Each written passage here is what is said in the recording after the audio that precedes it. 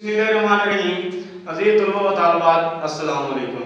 आज का जो हमारा मौजू है वो है उर्दू के बहुत ही मशहूर अफसाना निगार और नावल निगार मुंशी प्रेमचंद।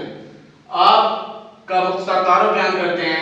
आप 1880 को जिला बनारस के एक गाँव मलिंग में पैदा हुए। असल नाम आपका असल नाम धनपत राय था। कलमी नाम जो कि आप तसानीफ में इस्तेमाल करते थे या अपने तस्नीफ में इस्तेमाल करते थे वो मुंशी प्रेमचंद था।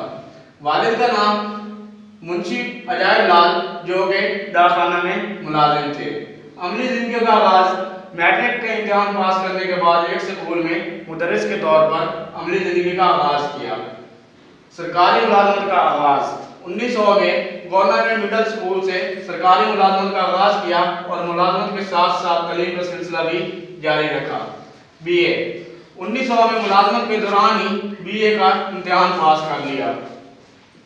मुलाजमत से इस्तीफा 1921 में मुलाजमत से इस्तीफा दे दिया और मुकम्मल तौर पर इल्मी व अदबी कामों में मशगूल हो गए। अंजुमन तरक्की पसंद की सदारत आपने 1936 में अंजुमन तरक्की पसंद मुसन्निफीन के पहले इजलास की सदारत भी की।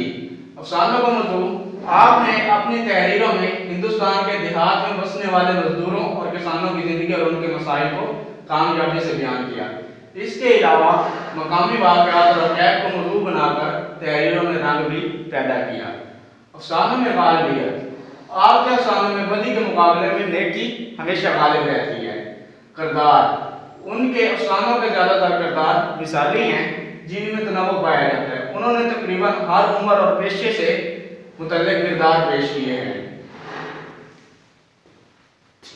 वजह शोहरत अफसाना निगारी और नावल निगारी आपकी वजह शोहरत है।